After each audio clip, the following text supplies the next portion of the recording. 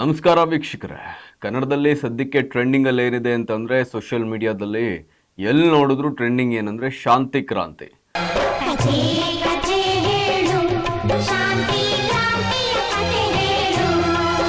Crazy star Ravichandran ಅವರ ಕನಸಿನ project, dream project ಶಾಂತಿ ಕ್ರಾಂತಿ ಈಗ ಟ್ರೆಂಡ್ ಆಗ್ತಾ ಇದೆ. ಸಿನಿಮಾ ರಿಲೀಸ್ ಆಗಿದ್ದು ಸೆಪ್ಟೆಂಬರ್ 19, 1991ರಲ್ಲಿ. 35 ವರ್ಷ ಆಯಿತು ಈ ಸಿನಿಮಾ ರಿಲೀಸ್ ಆಗಿ. ಈಗ ಜನಗಳಿಗೆ ಆ ಸಿನಿಮಾದ ವ್ಯಾಲ್ಯೂ ಏನು, ಅದ್ರ ತೂಕ ಏನು ಈಗ ಅರ್ಥ ಆಗ್ತಾ ಇದೆ. ಕ್ರೇಜಿ ಸ್ಟಾರ್ ವಿ ರವಿಚಂದ್ರನ್ ಅವರ ಕನಸು ಏನಿತ್ತು, ಸಿನಿಮಾಗೆ ಅವರ ಕ್ರೇಜ್ ಹೆಂಗಿತ್ತು, ಆ ಸಿನಿಮಾನ ಎಷ್ಟು ಪ್ರೀತಿ ಮಾಡ್ತಾ ಇದ್ರು, ಒಂದು ಸಿನಿಮಾಗೆ ಏನು ಬೇಕು, ನಮ್ಮ ಮಾರ್ಕೆಟ್ ಹೇಗಿದೆ, ನಾವು ಹೆಂಗೆ ತಲುಪಬೇಕು ಅನ್ನೋದನ್ನ ಏನು ಯೋಚನೆ ಮಾಡ್ತಿದ್ವು ಅನ್ನೋದನ್ನ ಈಗ ಜನಗಳು ಡಿಸ್ಕಸ್ ಮಾಡ್ತಾ ಇದ್ದಾರೆ. ಅಂದರೆ ಯೋಚನೆ ಮಾಡಿ, ಆಗಿನ ಕಾಲದಲ್ಲೇ ಪ್ಯಾನ್ ಇಂಡಿಯಾ, ಅಂದರೆ ಪ್ಯಾನ್ ಇಂಡಿಯಾ ಅನ್ನುವಂಥ ಕಾನ್ಸೆಪ್ಟೇ ಇರಲಿಲ್ಲ. ಅದೆಲ್ಲ ಈಗ ಬಂದಿದ್ದು. ಆಫ್ಟರ್ KGF ಏನು, ಬಾಹುಬಲಿ ಈ ಸಿನಿಮಾಗಳು ಬಂತು. ಅದಾದ ನಂತರ ಪ್ಯಾನ್ ಇಂಡಿಯಾ ಅನ್ನುವಂಥ ಕಾನ್ಸೆಪ್ಟ್ ಬಂದಿದ್ದು. ಆಗಲೇ ವಿ ರವಿಚಂದ್ರನ್ ಅವರು ಯೋಚನೆ ಮಾಡ್ತಾರೆ, ರಜನಿಕಾಂತ್ ಅವ್ರ ಕಾಲ್ ಶೀಟ್ ತರ್ತಾರೆ, ನಾಗಾರ್ಜುನ ಅವ್ರ ಕಾಲ್ ಶೀಟ್ ತರ್ತಾರೆ, ಕನ್ನಡದಲ್ಲಿ ಅವರೇ ಸ್ವತಃ ಆ್ಯಕ್ಟ್ ಮಾಡ್ತಾರೆ. ರಜನಿಕಾಂತ್ ಅವ್ರ ಕೈಲಿ ಹಿಂದಿ ಹಾಗೂ ತಮಿಳ್ನಲ್ಲಿ ಸೈಮಲ್ಟೇನಿಯಸ್ ಆ್ಯಕ್ಟ್ ಮಾಡಿಸ್ತಾರೆ. ಇನ್ನು ನಾಗಾರ್ಜುನ ಅವ್ರ ಕೈಲಿ ತೆಲುಗು ಭಾಷೆಯಲ್ಲಿ ಆ್ಯಕ್ಟ್ ಮಾಡಿಸ್ತಾರೆ. ಕನ್ನಡದಲ್ಲಿ ರವಿಚಂದ್ರನ್ ಅವರೇ ಆ್ಯಕ್ಟ್ ಮಾಡ್ತಾರೆ.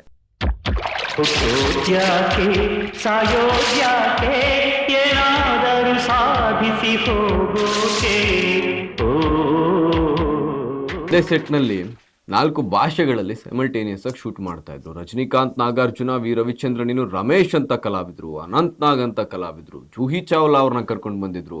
4 ಭಾಷೆಗಳಲ್ಲಿ ಅವ್ರನ್ನೇ ಹೀರೋಯಿನ್ ಆಗಿ ಕೂಡ ಮಾಡಿದ್ರು.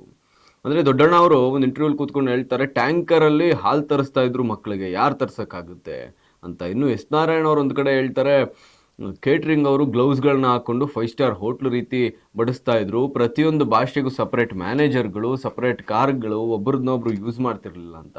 ಇದನ್ನೆಲ್ಲ ನೋಡಿದಾಗ ರವಿಚಂದ್ರನ್ ಅವರ ಕಲ್ಪನೆ ಅದನ್ನು ಕೇವಲ ಕನಸಲ್ಲ, ಅದನ್ನು ನನಸು ಮಾಡಬೇಕು, ಕಾರ್ಯರೂಪಕ್ಕೆ ತರಬೇಕು ಅನ್ನೋದು ಎಷ್ಟು ಆಸೆ ಇತ್ತು. ಸಿನಿಮಾನ ಎಷ್ಟು ಪ್ರೀತಿ ಮಾಡ್ತಾ ಇದ್ರು. ಕನ್ನಡ ಚಿತ್ರರಂಗದಲ್ಲಿ ಒಂದು ಮಾತಿದೆ, ಯಾರಾದರೂ ಒಂದು ಸಿನಿಮಾಯಿಂದ ದುಡ್ಡು ಬಂದರೆ ಆ ಸಿನಿಮಾನ ತೆಗೆದು, ಆ ಸಿನಿಮಾಯಿಂದ ಬಂದಂಥ ಲಾಭ ತೆಗೆದು ಸೈಟ್ ತಗೊಳ್ಳೋದು, ಪ್ರಾಪರ್ಟಿ ಮಾಡೋದು, ಬೇರೆ ಬೇರೆ ವಿಚಾರಗಳಿಗೆ ಆ ದುಡ್ಡನ್ನು ಹಾಕ್ತಾರೆ ಅಂತ. ಆದರೆ ವಿ ರವಿಚಂದ್ರನ್ ಅವರು ಏನು ಮಾಡ್ತಾರಂತೆ ಅಂದರೆ, ಒಂದು ಸಿನಿಮಾಯಿಂದ ಲಾಭ ಬಂದರೆ ಆ ದುಡ್ಡನ್ನು ತೆಗೆದು ಮತ್ತೊಂದು ಸಿನಿಮಾ ಮಾಡ್ತಾರೆ. ಸಿನಿಮಾ ದುಡ್ಡನ್ನು ಮತ್ತೆ ಸಿನಿಮಾಗೆ ಹಾಕ್ತಕ್ಕಂಥ ಏಕೈಕ ಕಲಾವಿದ, ನಿರ್ಮಾಪಕ, ನಿರ್ದೇಶಕ ಯಾರಾದರೂ ಇದ್ದರೆ ವಿ ರವಿಚಂದ್ರನ್ ಅನ್ನುವಂಥ ಮಾತಿದೆ ಕನ್ನಡ ಚಿತ್ರೋದ್ಯಮದಲ್ಲಿ. ಈಗ ಕನ್ನಡ ಅಭಿಮಾನಿಗಳು, ಕಲಾಭಿಮಾನಿಗಳೆಲ್ಲ ಸೇರಿ ಟ್ರೆಂಡ್ ಮಾಡ್ತಾ ಇದ್ದಾರೆ.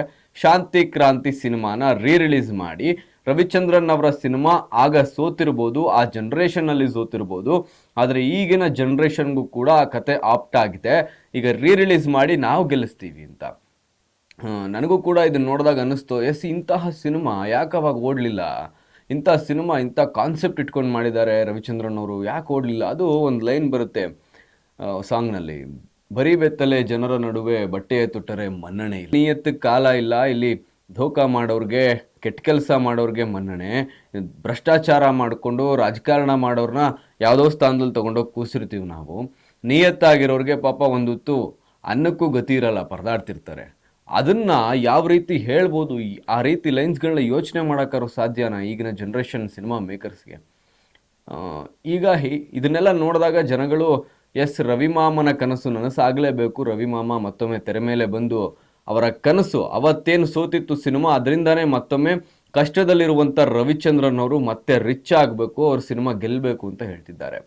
ಆದರೆ ಕೆಲವೊಂದು ಕಡೆ ಪಾಸಿಟಿವ್ಸ್, ನೆಗೆಟಿವ್ಸ್ ಎರಡೂ ಇರುತ್ತೆ. ಇದ್ರ ಬಗ್ಗೆ ಅವರ ಪುತ್ರ ವಿಕ್ರಮ್ ರವಿಚಂದ್ರನ್ ಅವರು ಕೂಡ ಮಾತನಾಡಿದ್ದಾರೆ. ಇನ್ನು ಮನೋರಂಜನ್ ಅವರು ಕೂಡ ರಿಲೀಸ್ ಮಾಡುವಂಥ ಪ್ಲ್ಯಾನ್ನಲ್ಲಿದ್ದಾರೆ ಅಂತ ಹೇಳಿಕೆಯನ್ನು ನೀಡಿದ್ದಾರೆ. ಆದರೆ ಏನು ಯೋಚನೆ ಮಾಡಬೇಕು ಅಂತಂದರೆ, ಇದು ಕೇವಲ ಟ್ರೆಂಡ್ ಆಗಿಬಿಟ್ಟು, ಈ ಟ್ರೆಂಡನ್ನು ನಂಬ್ಕೊಂಡು ರಿಲೀಸ್ ಮಾಡಿ, ಇದು ಕೇವಲ ಟ್ರೆಂಡಾಗೇ ಉಳಿದ್ಬಿಟ್ರೆ, ಇನ್ಸ್ಟಾಗ್ರಾಮ್ನಲ್ಲಿ ಉಳಿದ್ಬಿಟ್ರೆ, ಏನೋ ಒಂದು ವೈರಲ್ ಆಗ್ತಾ ಇದೆಯಲ್ಲ, ನಾವು ಒಂದು ಪೋಸ್ಟ್ ಹಾಕೋಣ, ವೈರಲ್ ಆಗ್ತಾ ಇದೆ, ನಾವು ಒಂದು ಹಾಕೋಣ, ನಮಗೂ ಲೈಕ್ಸ್ ಬರುತ್ತೆ, ವ್ಯೂಸ್ ಬರುತ್ತೆ, ಫಾಲೋವರ್ಸ್ ಬರ್ತಾರೆ ಅನ್ನೋ ಹುಚ್ಚಿಗೆ ಒಂದಷ್ಟು ಜನ ಮಾಡಿಬಿಟ್ಟು ಕೇವಲ ಇನ್ಸ್ಟಾಗ್ರಾಮ್ನಲ್ಲಿ ಉಳಿದ್ಬಿಟ್ಟು ನಾಳೆ ದಿನ ಥಿಯೇಟ್ರಿಗೆ ಜನ ಬರಲಿಲ್ಲ ಅಂತಂದರೆ, ಮತ್ತೆ ಅದಕ್ಕೆ ಈಗಿನ ಕಾಲದಂತೆ ಸೌಂಡ್ ಸಿಸ್ಟಮ್ಗೆ ಅಡಾಪ್ಟ್ ಮಾಡುವಂಥ ಎಡಿಟಿಂಗ್ಗಳಾಗಬೇಕು, ಕ್ವಾಲಿಟಿ ಎನ್ಹಾನ್ಸ್ ಮಾಡಬೇಕು, ಥಿಯೇಟ್ರಿಗೆ ಬರೋಕ್ಕೆ ಒಂದಷ್ಟು ತಯಾರಿಗಳಿರುತ್ತೆ, ಡಿಸ್ಟ್ರಿಬ್ಯೂಷನನ್ನು ಮಾಡಬೇಕಾಗುತ್ತೆ, ಅದಕ್ಕೆ ಲಕ್ಷಾಂತರ ರೂಪಾಯಿ ಹಣ ಖರ್ಚಾಗುತ್ತೆ. ಅಷ್ಟೆಲ್ಲ ಖರ್ಚು ಮಾಡಿ ಟ್ರೆಂಡ್ನ ನಂಬ್ಕೊಂಡು ರಿಲೀಸ್ ಮಾಡಿ ಜನ ಬರದೇ ಹೋದರೆ ಏನು ಮಾಡ್ತಾರೆ ರವಿಚಂದ್ರನ್ ಅವರು? ಯಾಕಂದರೆ ಈಗಾಗಲೇ ಅದು ಯೂಟ್ಯೂಬ್ನಲ್ಲೂ ಕೂಡ ಇದೆ ಸಿನಿಮಾ. ಯೂಟ್ಯೂಬ್ನಲ್ಲೇ ನೋಡುವಂಥ ಸಿನಿಮಾನ ನಾವ್ಯಾಕೆ ಥಿಯೇಟ್ರಿಗೆ ಹೋಗಿ ನೋಡಬೇಕು ಅಂತ ಎಷ್ಟೊಂದು ಜನ ಮೊಬೈಲಲ್ಲೇ ನೋಡೋಣ ಬಿಡು, ಟಿ ವಿಲಿ ನೋಡೋಣ ಬಿಡು, ಯಾಕೆ ಥಿಯೇಟ್ರಿಗೆ ಹೋಗಿ ನೋಡಬೇಕು ದುಡ್ಡು ಕೊಟ್ಟು ಅಂತ ಯೋಚನೆ ಮಾಡಿಬಿಡ್ತಾರೆ. ಕೇವಲ ಟ್ರೆಂಡನ್ನು ನಂಬ್ಕೊಂಡು ಮಾಡೋದಕ್ಕಿಂತ ಯೋಚನೆ ಮಾಡಿ. ನಿಜವಾಗ್ಲೂ ಕನ್ನಡ ಸಿನಿಮಾ ಪ್ರೇಕ್ಷಕರು ಯಾವ ಸಿನಿಮಾಗೂ ಕೂಡ, ಇದು ಪಾಸಿಟಿವ್ ವಿಚಾರ ಹೇಳ್ತಾ ಇರೋದು, ಇದು first time in Kannada industry, ಯಾವ ಸಿನಿಮಾಗೂ ಕೂಡ ತಾವೇ ಇಂಡಿವಿಜುವಲ್ ಆಗಿ ಬಂದು ಈ ಸಿನಿಮಾ ರಿಲೀಸ್ ಮಾಡಿ ನಾವು ಕೈ ಹಿಡ್ದು ಗೆಲ್ಲಿಸ್ತೀವಿ ಅಂತ ಎಲ್ಲೂ ಕೂಡ ಹೇಳಿಲ್ಲ. ಅದು ಈ ಮಟ್ಟಕ್ಕೆ ಟ್ರೆಂಡ್ ಮಾಡಿ ಒಂದು ಸಿನಿಮಾನ ತಲೆ ಮೇಲೆ ಹೊತ್ತು ರಿಲೀಸ್ ಮಾಡಿ ಅಂತ ಕೇಳ್ಕೊಳ್ತಾ ಇದ್ದಾರೆ ಅಂತಂದರೆ ಅದು ಮೊಟ್ಟ ಮೊದಲ ಸಿನಿಮಾ ಶಾಂತಿ ಕ್ರಾಂತಿ. ಈ ಸಿನಿಮಾ ಹೇಳೋಕ್ಕಾಗಲ್ಲ, ರಿಲೀಸ್ ಆದಮೇಲೆ ಅಭೂತಪೂರ್ವ ಯಶಸ್ಸನ್ನು ಹಾಕೊಂಡು ಆ ಕಾಲದಲ್ಲಿ ಏನು ಸೋತಿತ್ತು ಸಿನಿಮಾ ತನ್ನ ಬಂಡವಾಳನ ರಿಕವರಿ ಮಾಡೋಕ್ಕೆ, ಆ ಬಂಡವಾಳನ ರಿಕವರಿ ಮಾಡಿ ದುಪ್ಪಟ್ಟು ದುಡಿದು ಬಿಡ್ಬೋದು, ಹೇಳೋಕ್ಕಾಗಲ್ಲ. ಯಾಕಂದರೆ ಕತೆ ಮಾತ್ರ ಅದ್ಭುತವಾಗಿದೆ. ಅನಂತ್ನಾಗ್ ಅಂತ ಕಲಾವಿದ್ರನ್ನ ವಿಲನ್ ಆಗಿ ಯೋಚನೆ ಮಾಡ್ತಾರೆ ಆ ಸಿನಿಮಾಗೆ ಅಂತಂದರೆ ಯಾರು ಕೂಡ ಥಿಂಕ್ ಮಾಡಿರಲ್ಲ. ಎಂಥ ಹೀರೋ, ರೊಮ್ಯಾಂಟಿಕ್ ಹೀರೋ, ರಾಮ್ ಕಾಮ್ನಲ್ಲಿ ತುಂಬ ಫೇಮಸ್ ಆಗಿದ್ರು. ಕಾಮಿಡಿ ಟೈಮಿಂಗ್ ಅಂತೂ ಅದ್ಭುತವಾಗಿತ್ತು. ಅನಂತ್ನಾಗ್ ಅವರು ಲೀಡಲ್ಲಿದ್ದಂಥ ಟೈಮ್, ಅದು ಪ್ರೈಮಲ್ಲಿದ್ದಂಥ ಟೈಮ್. ಅಂಥವ್ರನ್ನ ಕರ್ಕೊಂಬಂದು ವಿಲನ್ ಮಾಡಿ ನಿಲ್ಲಿಸ್ತೀನಿ ಒಂದು ಮಕ್ಕಳ ವಿಚಾರದಲ್ಲಿ ಅಂತಂದರೆ ರವಿಚಂದ್ರನ್ ಅವರ ಥಿಂಕಿಂಗ್ ಅನ್ಇಮ್ಯಾಜಿನೇಬಲ್ ಥಿಂಕಿಂಗ್ ಅದು. ಇನ್ನು ಆ ಕಾಲಕ್ಕೆ 10 ಕೋಟಿ ಬಂಡವಾಳ ಅಂತ ಹೇಳ್ತಾರೆ, 10 ಕೋಟಿಗೂ ಮೀರಿದ್ದು ಅಂತ. ಈಗ ಸರಿಸುಮಾರು 100 ಕೋಟಿ ಲೆಕ್ಕಾಚಾರದಲ್ಲಿ ಆಗುತ್ತೆ ಅದು ಅಂತ ಕೂಡ ಹೇಳಲಾಗುತ್ತೆ. ಅಷ್ಟು ದುಡ್ಡನ್ನು ಖರ್ಚು ಮಾಡಿ 6ರಿಂದ 8 ಕೋಟಿ ರೂಪಾಯಿ ಗಳಿಕೆಯನ್ನು ಮಾಡ್ತು ಶಾಂತಿ ಕ್ರಾಂತಿ. ಬಾಕ್ಸ್ ಆಫೀಸ್ನಲ್ಲಿ ಫ್ಲಾಪ್ ಆಯಿತು. ಸಿಕ್ಕಾಪಟ್ಟೆ ಸಾಲ ಮಾಡಿಕೊಂಡೆ, 15 ವರ್ಷ ಸಾಲ ತೀರಿಸಲಿಕ್ಕೆ ಕೆಲಸ ಮಾಡಿದ್ದೀನಿ ಅಂತ ರವಿಚಂದ್ರನ್ ಹೇಳಿದ್ದಾರೆ. ಆದರೆ ಜನಗಳು ಹೇಳ್ತಿರೋ ಪ್ರಕಾರ ಅದೆಲ್ಲ ಹೋಗಿ ಮತ್ತೊಮ್ಮೆ ಬರಲಿದೆ ರವಿಮಾಮನ ಕಾಲ ಅನ್ನುವಂಥ ಟ್ರೆಂಡ್ ಕೂಡ ಶುರುವಾಗಿದೆ. ಇದನ್ನೆಲ್ಲ ಯೋಚನೆ ಮಾಡಿ ದಯವಿಟ್ಟು ರಿಲೀಸ್ ಮಾಡಿದ್ರೆ ಒಳ್ಳೆಯದು ಅಂತ ನನಗನ್ಸುತ್ತೆ. ಇದನ್ನೆಲ್ಲ ಯೋಚನೆ ಮಾಡಿ ಯಾವ ರೀತಿ ರಿಲೀಸ್ ಮಾಡಬೇಕು, ಯಾವ ಟೈಮ್ನಲ್ಲಿ ಮಾಡಬೇಕು ಅಂತ. ಯಾಕಂದರೆ ತುಂಬ ಟೈಮ್ ಇಂಪಾರ್ಟೆಂಟ್ ಆಗುತ್ತೆ. ಈಗ ರಿಲೀಸ್ ಮಾಡ್ತಾರೆ ಅಂತಂದರೆ ಈಗ ಯಶ್ ಅವ್ರದ್ದು ಟಾಕ್ಸಿಕ್ ಬರ್ತಾ ಇದೆ, ಅಯೋಗ್ಯ 2 ಬರ್ತಾ ಇದೆ, ಬೇರೆ ಬೇರೆ ಭಾಷೆಯ ಸಿನಿಮಾಗಳು ಕನ್ನಡಕ್ಕೆ ಡಬ್ಬಾಗಿ ಬರ್ತಾ ಇದೆ, ಹೈಪ್ ಇರೋವಂಥ ಸಿನಿಮಾಗಳು. ಇದೆಲ್ಲ ಬರೋವಂಥ ಸಂದರ್ಭಗಳಲ್ಲಿ ಈ ಟ್ರೆಂಡನ್ನ ನೋಡ್ಕೊಂಡು ಈಗ ರಿಲೀಸ್ ಮಾಡಿದ್ರೆ ಥಿಯೇಟರ್ ಪ್ರಾಬ್ಲಮ್ ಆಗ್ಬೋದು. ದೊಡ್ಡ ಸಿನಿಮಾಗಳು ಅಂತ ಜನಗಳು ಆ ಕಡೆ ಡೈವರ್ಟ್ ಆಗ್ಬೋದು. ಯಾಕಂದರೆ ಯಶ್ ಅವ್ರ ಸಿನಿಮಾ, ಅಯೋಗ್ಯ 2 ಬರ್ತಾ ಇದೆ, ಬೇರೆ ಬೇರೆ ಭಾಷೆಯ ಪ್ಯಾನ್ ಇಂಡಿಯಾ ಸಿನಿಮಾಗಳು ಬರ್ತಿದೆ, ಡೈವರ್ಟ್ ಆಗ್ಬೋದು. ಇದನ್ನೆಲ್ಲ ನೋಡಿಕೊಂಡು ಕಾಲಾವಕಾಶ ತಗೊಂಡು ತಾಳ್ಮೆಯಿಂದ ಎಷ್ಟು ಸೆಂಟರ್ಗಳಲ್ಲಿ ರಿಲೀಸ್ ಮಾಡಬೇಕು, ಎಲ್ಲಿ ರಿಲೀಸ್ ಮಾಡಿದ್ರೆ ನಮಗೆ ವರ್ಕೌಟ್ ಆಗುತ್ತೆ, ನಾವು ಹಾಕಿದಂಥ ದುಡ್ಡು ಬರುತ್ತೆ, ಇದನ್ನೆಲ್ಲ ಯೋಚನೆ ಮಾಡಿ ದಯವಿಟ್ಟು ಮಾಡಬೇಕು. ಯಾಕಂದರೆ ರವಿಚಂದ್ರನ್ ಅವ್ರಿಗೆ ಇದನ್ನೆಲ್ಲ ನಾವು ಹೇಳ್ಕೊಡೋವಂಥ ಅವಶ್ಯಕತೆನೇ ಇಲ್ಲ, ಅವ್ರು ಇದರಲ್ಲೆಲ್ಲ ಮಾಸ್ಟರ್. ಆದರೂ ಕೂಡ ನಮ್ಮ ಕನ್ಸರ್ನ್ ಏನಂದರೆ ಶಾಂತಿ ಕ್ರಾಂತಿ ಮತ್ತೆ ರಿಲೀಸ್ ಆದರೆ ಮತ್ತೊಮ್ಮೆ ಸೋಲ್ಬಾರ್ದು. ಅದು ಮತ್ತೊಮ್ಮೆ ಸೋತ್ರೆ ಕಲಾಭಿಮಾನಿಯ ಸೋಲು, ಕನ್ನಡಿಗನ ಸೋಲು ಆಗಿಬಿಡುತ್ತೆ. ಇನ್ನು ಒಂದು ಫೈಟಿಂಗ್ ಸೀಕ್ವೆನ್ಸ್ ಬರುತ್ತೆ. ಸ್ಕೇಟಿಂಗ್ನಲ್ಲಿ ರವಿಚಂದ್ರನ್ ಅವರು ಒಬ್ಬ ವಿಲನ್ನ ಚೇಸ್ ಮಾಡಿ ಹಗ್ಗ ಹಿಡ್ಕೊಂಡು ಸ್ಕೇಟಿಂಗ್ನಲ್ಲಿ ಹೋಗಿ ಶೂಟ್ ಮಾಡ್ತಾರೆ. ಅದೊಂದು ಆ ಥರ ಆಗಿನ ಕಾಲಕ್ಕೆ ಏನು ಡೂಪ್ ಅನ್ನೋದು ಇವಾಗಿರೋಂಥ ಏನು ಗ್ರಾಫಿಕ್ಸ್ ಅಂತ ಹೇಳ್ತೀವಿ, ಗ್ರೀನ್ ಸ್ಕ್ರೀನಲ್ಲಿ ಶೂಟ್ ಮಾಡಿ ಆಮೇಲೆ ಗ್ರಾಫಿಕ್ಸಲ್ಲೆಲ್ಲ ಡಿಸೈನ್ ಮಾಡಿ ಅದು ರಿಯಲಿಸ್ಟಿಕ್ಕಾಗಿ ತೋರಿಸ್ಬೋದು. ಬಟ್ ಆಗ ಯಾವ ಗ್ರಾಫಿಕ್ಸು ಇರಲಿಲ್ಲ, ಎಂಥದೂ ಇರಲಿಲ್ಲ, ಎಲ್ಲದನ್ನು ನಿಜವಾಗ್ಲೂ ತೆಗಿಬೇಕಿತ್ತು. ಸ್ಕೇಟಿಂಗ್ನಲ್ಲಿ ಚೇಸ್ ಮಾಡಿ ಒಬ್ಬ ವಿಲನ್ನ ಹಿಡಿದು ಶೂಟ್ ಮಾಡಿ ಅದೊಂದು ಫೈಟ್ ಸೀಕ್ವೆನ್ಸ್ ಬರುತ್ತೆ. ಎಷ್ಟು ಅದ್ಭುತವಾಗಿದೆ ಅಂತಂದರೆ ಅದನ್ನು ಮಾಡೋದಕ್ಕೂ ಅಷ್ಟೇ ಧೈರ್ಯ ಬೇಕು. ಇವ್ರು ಸಿನಿಮಾಗೆ ಬಂಡವಾಳ ಹಾಕೋಕೆ ಎಷ್ಟು ಧೈರ್ಯ ಮಾಡಿದ್ರು ರವಿಚಂದ್ರನ್ ಅವರು ನಿರ್ಮಾಪಕರಾಗಿ, ಅದಕ್ಕಿಂತ ಹೆಚ್ಚಿನ ಧೈರ್ಯ ಅಂತ ಫೈಟಿಂಗ್ ಸೀಕ್ವೆನ್ಸನ್ನು ಮಾಡಲಿಕ್ಕೆ ಬೇಕು.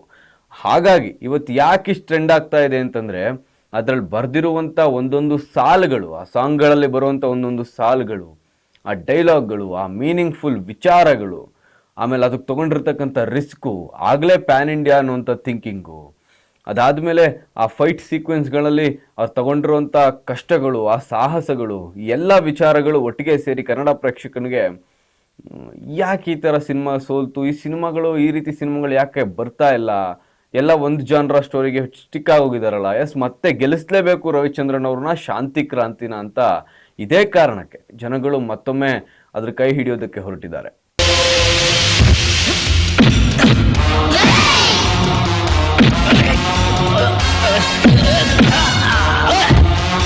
ಮತ್ತೆ ಆ ಸಿನಿಮಾದಲ್ಲಿ ಅನಂತ್ನಾಗ್ ಅವರು ಒಂದು ಡೈಲಾಗ್ ಹೇಳ್ತಾರೆ, ಇವರೆಲ್ಲ ನನ್ನ ಪ್ರಾಪರ್ಟಿ, ಇವರೆಲ್ಲ ನನ್ನ ಆಸ್ತಿ ಅಂತಂತಾರೆ ಮಕ್ಕಳನ್ನ ತೋರಿಸಿ. ರವಿಚಂದ್ರನ್ ಅವ್ರು ಹೇಳ್ತಾರೆ, ಇವರೆಲ್ಲ ನಿಮ್ಮ ಆಸ್ತಿ ಅಲ್ಲ, ಈ ಮಕ್ಕಳೆಲ್ಲ ದೇಶದ ಆಸ್ತಿ ಅಂತ. ಎಂಥ ಅದ್ಭುತ ಡೈಲಾಗ್ ಅದು. ಆಗೊಂದು ಕಾನ್ವರ್ಸೇಷನ್ ನಡೆಯುತ್ತೆ ಅನಂತ್ನಾಗ್ ಅವರಿಗೂ ರವಿಚಂದ್ರನ್ ಅವರಿಗೂ. ಇಂಥ ಅದ್ಭುತ ದೃಶ್ಯಗಳದೆಲ್ಲ. ಅದನ್ನು ಬರೆಯೋದಕ್ಕೂ ಕೂಡ ಈಗ ಯಾರ ಕೈಲೂ ಆಗಲ್ಲ, ಸ್ಕ್ರೀನ್ ಮೇಲೆ ತರೋದಿರಲಿ, ಬರೆಯೋದಕ್ಕೂ ಇಮ್ಯಾಜಿನ್ ಮಾಡೋಕ್ಕೂ ತುಂಬ ಕಷ್ಟ ಇದೆ. ಅಂಥ ಅದ್ಭುತ ಸೀನ್ಗಳನ್ನ ಕಟ್ಕೊಟ್ಟಿದ್ದಾರೆ, ಅದ್ಭುತ ಡೈಲಾಗ್ಗಳನ್ನ ಕಟ್ಕೊಟ್ಟಿದ್ದಾರೆ. ಒಂದು ಮಕ್ಕಳನ್ನ ಇಟ್ಕೊಂಡು ಮಕ್ಕಳ ಮೇಲೆ ಕತೆ ಮಾಡಿ ಅದ್ಭುತವಾಗಿ ಬರೀತಾರೆ ಅಂತಂದ್ರೆ ಎಸ್ ನೀವೆಲ್ಲ ಆ ಡೈಲಾಗ್ನ ಇವಾಗ ನೋಡ್ಕೊಂಡು ಬನ್ನಿ, ಆಮೇಲೆ ಮಾತು ಮುಂದುವರಿಸ್ತೀನಿ. ಇವರೆಲ್ಲ ನನ್ನ ಆಸ್ತಿ. ಮಕ್ಕಳು ದೇಶದ ಆಸ್ತಿ, ದೇಶದ ಭವಿಷ್ಯ. ಈ ಮಕ್ಕಳು ಭವಿಷ್ಯ ಹಾಳು ಮಾಡೋದಕ್ಕೆ ನಾನು ಯಾವತ್ತೂ ಬಿಡೋದಿಲ್ಲ. ನೋಡು, ಈ ಮಕ್ಕಳು ದೇಹದ ಮೇಲೆ ನೀನು ಮಾಡಿರೋ ಪಾಪದ ಗುರುತುಗಳು ಕೂಗಿ ಕೂಗಿ ಹೇಳ್ತಾ ಇದೆ, ನಿನಗೆ ಯಾವ ಶಿಕ್ಷೆ ಕೊಟ್ಟರು ಸಾಲದು ಅಂತ. ಒಂದು ಇಂಟರ್ವ್ಯೂನಲ್ಲಿ ರವಿಚಂದ್ರನ್ ಅವ್ರು ಹೇಳ್ತಾರೆ, ನನಗೆ ಯಾಕೋ ಈ ಸಿನಿಮಾ ವರ್ಕ್ ಆಗ್ತಾ ಇಲ್ಲ ಅನಿಸ್ತಿದೆ ಅಪ್ಪ, ನಾನು ಈ ಸಿನಿಮಾ ನಿಲ್ಲಿಸ್ತೀನಿ ಅಂತ ಹೋಗಿ ನಮ್ಮ ತಂದೆ ಬಳಿ ಹೇಳಿದೆ ಅಂತ. ಯಾಕೆ ಅಂತ ಕೇಳಿದ್ರಂತೆ. ನನಗೆ ಯಾಕೋ ರಜನಿಕಾಂತ್ ಅವ್ರ ಝೋನ್ ಬೇರೆ, ನಾಗಾರ್ಜುನ ಅವ್ರ ಝೋನ್ ಬೇರೆ, ನಂದೇ ಝೋನ್ ಬೇರೆ ಥರ ಇದೆ. 10 ದಿನ ಶೂಟಿಂಗ್ ಮಾಡಿದ್ಮೇಲೆ ನಂಗೆ ಹಿಂಗೆ ಅನಿಸ್ತಾ ಇದೆ, ಇದು ಯಾಕೋ ನನಗೆ ವರ್ಕ್ ಆಗಲ್ಲ ಅಂತ ಅವತ್ತೇ ಅನಿಸಿತು, ನಮ್ಮ ತಂದೆಗೆ ಹೇಳಿದೆ ಅಂತ ಹೇಳ್ತಾರೆ. ಆಗ ಅವ್ರ ತಂದೆ ಒಂದು ರಿಪ್ಲೈ ಕೊಟ್ರಂತೆ. ಇದು ಎಕ್ಸ್ಕ್ಲೂಸಿವ್ ಆಗಿ ಒಂದು ಇಂಟರ್ವ್ಯೂಲ್ಲಿ ಹೇಳಿರ್ತಕ್ಕಂಥದ್ದು ರವಿಚಂದ್ರನ್ ಅವರು. ನೀವು ಶುರು ಮಾಡಿದ್ಯಾ, ಯಾವತ್ತಿಗೂ ಕೂಡ ಇದನ್ನ ನಿಲ್ಲಿಸಬೇಡ, ನಿಲ್ಲಿಸೋ ಬಗ್ಗೆ ಯೋಚನೆ ಕೂಡ ಮಾಡಬೇಡ ನೀನು ಅಂತ. ಒಂದು ರವಿಚಂದ್ರನ್ ಅವ್ರ ಮೇಲೆ ಹೊಡೆಯೋಷ್ಟು ಕೋಪ ಬಂದಿತ್ತಂತೆ ಅವ್ರ ತಂದೆಗೆ, ನಿಲ್ಲಿಸ್ತೀನಿ ಅಂದಿದ್ದಕ್ಕೆ. ಇದು ಈಶ್ವರಿ ಪ್ರೊಡಕ್ಷನ್ಸ್ನ ಮರ್ಯಾದೆ ವಿಷಯ, ಈಶ್ವರಿ ಪ್ರೊಡಕ್ಷನ್ನ ಘನತೆ ವಿಷಯ ಇದು. ಈ ಸಿನಿಮಾನ ಏನೇ ಕಷ್ಟ ಆದರೂ ನೀನು ಮುಗಿಸ್ತೀಯಾ, ಈ ಸಿನಿಮಾನ ರಿಲೀಸ್ ಮಾಡೇ ಮಾಡ್ತೀಯಾ ಅಂತ ಅವ್ರ ತಂದೆ ಹೇಳಿದಂಥ ಒಂದೇ ಒಂದು ಮಾತಿಗೆ ರವಿಚಂದ್ರನ್ ಅವರು ಆ ಸಿನಿಮಾನ ಕಂಪ್ಲೀಟ್ ಮಾಡ್ತಾರೆ. ಅಂದರೆ ಅವ್ರಿಗೆ ಅವತ್ತು ಗೊತ್ತಿತ್ತು ಈ ಸಿನಿಮಾ ಈಗ ವರ್ಕ್ ಆಗಲ್ಲ, ಇದು ನಾನು ಅನ್ಕೊಂಡಂಗೆ ಬರ್ತಾ ಇಲ್ಲ, ಏನೋ ಮಿಸ್ ಹೊಡಿತಿದೆ ಅಂತ ಅನಿಸ್ತಿತ್ತು. ಬಟ್ ಆದರೂ ಆ ಸಿನಿಮಾನ ಕಂಪ್ಲೀಟ್ ಮಾಡಿ ತೆರೆ ಮೇಲೆ ತರ್ತಾರೆ. ಅದ್ಭುತ, ಆ ಸಿನಿಮಾನೇ ಒಂದು ಅದ್ಭುತ. ಆ ಸಿನಿಮಾ ಯಾಕೆ ಓಡಲಿಲ್ಲ, ಏನು ಕತೆ ಗೊತ್ತಿಲ್ಲ, ಆಗಿನ ಜನಗಳಿಗೆ ಏನು ಇಷ್ಟ ಆಗಲಿಲ್ಲ ಆ ಸಿನಿಮಾದಲ್ಲಿ ಅಂತ. ಇವನ್ ಎಸ್ ನಾರಾಯಣ್ ಅವರು ಕೂಡ ಅದನ್ನೇ ಹೇಳ್ತಾರೆ, ಇನ್ನೇನು ಕೊಡಬೇಕು ಜನಗಳಿಗೆ, ಇನ್ನೇನು ಸಿನಿಮಾ ಮಾಡಬೇಕು ಅಂತ.